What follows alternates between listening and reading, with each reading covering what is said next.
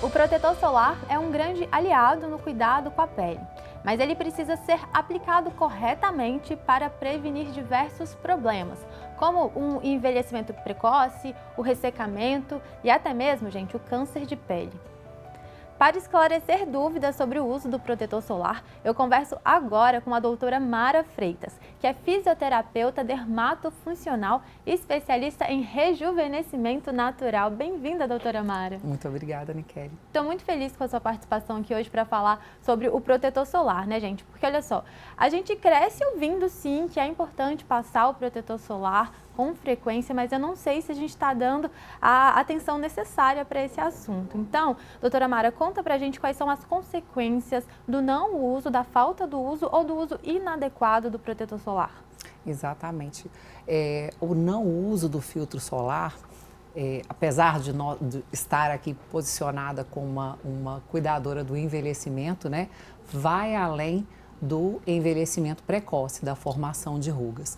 O grande vilão do sol são as doenças solares, o fotoenvelhecimento, né, as dermatoses solares e especialmente os riscos dos cânceres de pele. Pois é, então a falta do uso desse filtro solar... A falta do uso ou mau uso, né, o uso inadequado por má orientação, por não saber realmente como usar corretamente. Pois é, e é isso que a gente vai aprender agora. Justamente. Inclusive, é muito difícil, doutora Mara, porque no mercado tem muitas opções de protetor solar. Como que eu sei qual que é o protetor solar indicado para cada tipo de pele? O Brasil é referência em proteção solar. Os nossos protetores são de excelente qualidade, tá? Só um adendo, nós não falaremos em marcas, né? Mas enfim, quando se trata de protetores solares faciais, o ideal é que ele seja adequado ao tipo de pele, como por exemplo, peles oleosas, pedem protetores mais fluidos em gel cremes que ficam mais confortáveis e adaptáveis a esse tipo de pele. Inclusive, existem protetores que fazem a redução dessa produção, a inibição, então para não ficar o dia todo com uma pele tão oleosa, né, e não aumentar a produção desses lipídios na pele. As peles mais secas já pedem protetores um pouco mais cremosos, especialmente as peles envelhecidas, que a própria produção, né, os adipócitos eles são reduzidos na pele, as glândulas sebáceas também, e aí a gente pede um protetor mais cremoso também para ser mais confortável e, se possível, com características e princípios ativos hidratantes. As peles mistas precisamos de um consenso, né, em estar utilizando protetores em gel creme, também fluido, e ir cuidando da hidratação, de repente com produtos adjuvantes, né, hidratantes acessórios. E essas informações a gente consegue ter acesso assim, na própria embalagem do produto, Justamente, né? Na própria embalagem do produto. Agora, a gente precisa de um produto específico para o rosto e outro para o corpo? Sim, o ideal sim, até por essa especificidade da pele facial, certo? Os protetores corporais, é necessário que eles sejam de mais fácil aplicação, certo? Então, preferencialmente, produtos que sejam fluidos, opções em spray são muito bem aceitas, principalmente para o público masculino, que quer um produto que seja facilmente aplicado, rápido, né? Então, realmente isso. E até essa questão da oleosidade, da quantidade de substâncias cremosas nesses ativos, nos filtros corporais, fazem essa distinção e a necessidade de separação. O rosto requer, sim, um cuidado adicional, um cuidado especial. Sim, e tem o fator de proteção também, né? Como que a gente sabe qual que é o ideal para o nosso tipo de pele? Cada pele vai exigir uma coisa diferente? Sim, mais ou menos sim. É o seguinte, o fator de proteção, ele nos protege, que é o FPS, que vem claramente exposto, né, nos filtros, ele nos protege contra a radiação UVB, certo? Antigamente os protetores sempre vinham com UVB, mas não destacavam a UVA ou tinham uma proteção pobre em relação ao UVA. Então o filtro, o FPS, certo? Ele nos protege contra esse tipo de raio, que provoca queimaduras, certo? Mas não nos protege contra o fotoenvelhecimento e contra os cânceres. Daí, né, a necessidade do fator de proteção UVA, que é o PPD, certo? Ou FPUVA, que às vezes agora já vem especificado nos filtros. para ter essa, né, essa gama de proteção, tanto contra o envelhecimento quanto pela parte das doenças, das patológicas. É válido ressaltar que os filtros, por exemplo, um filtro 60, se ele possui um PPD adequado, o PPD corresponde a 1/3 desse valor, certo? Então, um filtro 60 tem que ter obrigatoriamente um PPD de 20.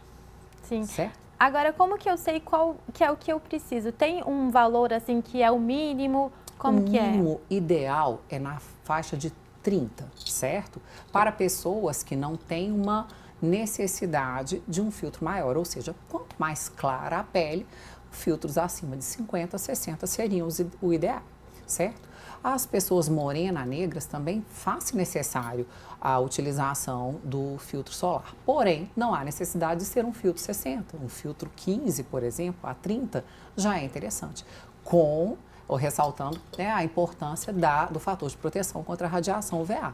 Então a gente já destaca que todos os tipos de pele precisam, sim, da proteção. Quanto mais melanina, maior a proteção, mas não está descartada a necessidade da proteção contra a radiação UVA. Agora já vamos focar no uso, né? Qual que é o uso correto? A primeira pergunta é a quantidade. Ótimo, ótimo. Todo mundo tem preguiça dessa quantidade, né? Porque efetivamente quantidades muito baixas e especialmente alguns tipos de filtro solar não conferem a proteção ideal. Então vamos lá, quantidade. Uma medida padrão é cerca de 1 grama, que corresponde a uma colher rasa de chá, certo? Mas como ninguém tem uma colher rasa de chá toda hora para ficar medindo, eu sempre oriento para as minhas clientes que usem a regra dos 3 dedos, certo? Ou seja, que coloquem um fio de filtro em 3 dedos e que sejam aplicados. Aí aplica-se um, espalha bem, na sequência um segundo e posteriormente o terceiro, para que não fique aquela pasta também mal aplicada, certo? A cobertura total faz toda a diferença para essa proteção. Já o corpo, a quantidade é realmente uma colher de sopa, certo? Que também é uma boa quantidade. Então, uma palma da mão bem completinha é o ideal. Adorei essa regrinha aí dos 3 dedos. É fácil e prática. Dos 3 dedos é a mais prática que existe. Tá, então a gente já sabe qual que é a quantidade de protetor que a gente precisa usar, mas e a frequência, doutora Mara? Então, vamos voltar lá no fator de proteção, correto? Para que essa frequência seja bem entendida. Um filtro 30 é igual a um filtro 60? Não. E qual que é a diferença deles? Nas primeiras 2 horas de uso, a gente perde cerca de 50% do poder de proteção, correto? Então, quando você aplica um filtro 60, nas primeiras 2 horas, você vai estar, ao final delas, com aproximadamente 30 ainda de proteção, certo? E assim, né, a regra se aplica aos demais. Portanto, se você reaplica, você vai estar novamente com um fator de proteção 60. Então, o ideal é, num ambiente de trabalho, por exemplo, se você sai para almoçar, que você reaplique o protetor neste horário, especialmente porque às 12 horas é o pico máximo de incidência da radiação solar, certo? 12 e 13 horas. Então, o ideal, a gente pede que o paciente reaplique a cada 2, 3 horas para garantir uma proteção adequada. No dia a dia. Sim, então ali eu acordei de manhã, já apliquei o protetor solar, mais ou menos na hora do almoço já é o ideal para que eu repasse, porque a gente precisa adaptar a nossa rotina também, né? E se você vai sair ainda no finalzinho da tarde, certo, né? Largou o serviço por volta das 16 horas, por garantia, é interessante que se reaplique. Agora vamos focar naquele público que usa maquiagem, né? Qual que é a alternativa para essa pessoa que trabalha maquiada no dia a dia? Como que ela vai fazer reaplicar esse produto ali no horário do almoço? Olha só, existem protetores solares que são pigmentados, que inclusive são os melhores, assim, eu os considero os melhores, porque oferecem 2 tipos de proteção, né? O próprio pigmento, certo? Confere uma barreira. Então, na hora do almoço, podemos ter essa opção de reaplicar o filtro com cor, certo? Ou então, realmente, temos que passar pelo processo de aplicar o filtro transparente e aplicar a maquiagem em cima. Não há contraindicação para o uso da maquiagem em cima do filtro, certo? Aliás, também potencializa o efeito de proteção por conter esses pigmentos que refletem a luz solar. Eu já vi no mercado pó o pó compacto que tem ali um fator de proteção. Eles funcionam também? Funcionam, mas aquilo que eu falei no início da entrevista, o poder de proteção dos pós é bem insignificante. Existem estudos científicos que comprovam a diferença, né, de um protetor em gel creme, de um protetor cremoso, de um protetor em gel e dos bastões e dos pós. O pó, infelizmente, é o que menos protege, porque a gente não consegue depositar na pele a quantidade ideal para essa proteção. Então, o pó teria que ser um acessório, certo? Ele poderia finalizar, sim, mas há necessidade de uma proteção auxiliar e realmente eficaz antes. Pois é, e agora uma questão muito frequente quando a gente fala desse assunto é o uso do protetor solar somente nos dias ensolarados. Então a gente está falando daquelas pessoas que só usam o protetor solar quando vão pegar uma praia ou quando vão pegar uma piscina, né? Não dá, a gente precisa usar todos os dias. Pela saúde da pele, né? Por se amar, por querer não evoluir para um câncer de pele, sim, devemos usar todos os dias. Chova ou faça sol. Pois é, porque às vezes a gente acorda, tá um clima nublado e você pensa, acho que eu não preciso passar o protetor solar hoje não, mas tem que passar, né? Tem que passar, tem que passar. Pois acho que a gente precisa até estimular esse tipo de pensamento, principalmente no público masculino, né? Eu penso muito meus irmãos, eu não vejo meus irmãos passando protetor solar. Homens são mais rebeldes em relação ao uso do filtro. Mas hoje em dia, realmente, o mercado tem tantas opções que é uma questão cultural. Eu acho que seria um presente de aniversário que você pode dar a eles e incentivar, né? Sim. Agora, como que a gente pode, doutora Mara, proteger aquelas áreas que o protetor solar ele não alcança? Então, a gente tem a área dos olhos, né, os lábios, o couro cabeludo. Quais são as alternativas que a gente tem? Bom, algumas alternativas físicas, né, e químicas mesmo. Por exemplo, os cabelos, existem produtos específicos que têm o filtro solar, certo? Mas é sempre bem-vindo um chapéu, um boné, né, que já serve tanto para proteger o couro cabeludo quanto para proteger a região da face e olhos. Os olhos, imprescindível o uso de óculos escuros.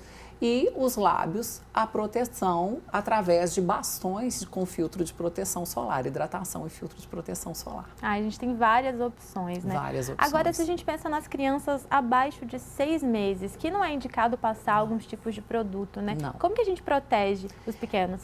Os pequenos devem ser protegidos através de barracas, né? Me fugiu o nome.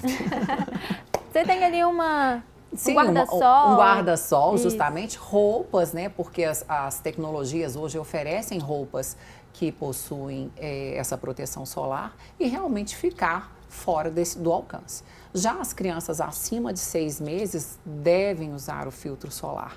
Agora, para crianças, há uma especificidade, né? A maioria dos filtros são filtros que a gente chama de filtros físicos, que possuem sua formulação de óxido de titânio, óxido de zinco, que possuem partículas que refletem a luz solar. E, além disso, o uso das roupas adequadas. Sim. Não, acho que isso é muito importante, porque é um Super cuidado que a gente importante. precisa realmente ter, né? Inclusive, a gente às vezes encontra ali no guarda-roupa um protetor solar que está há muito tempo, que já venceu. A gente pode usar esse produto? Não deve.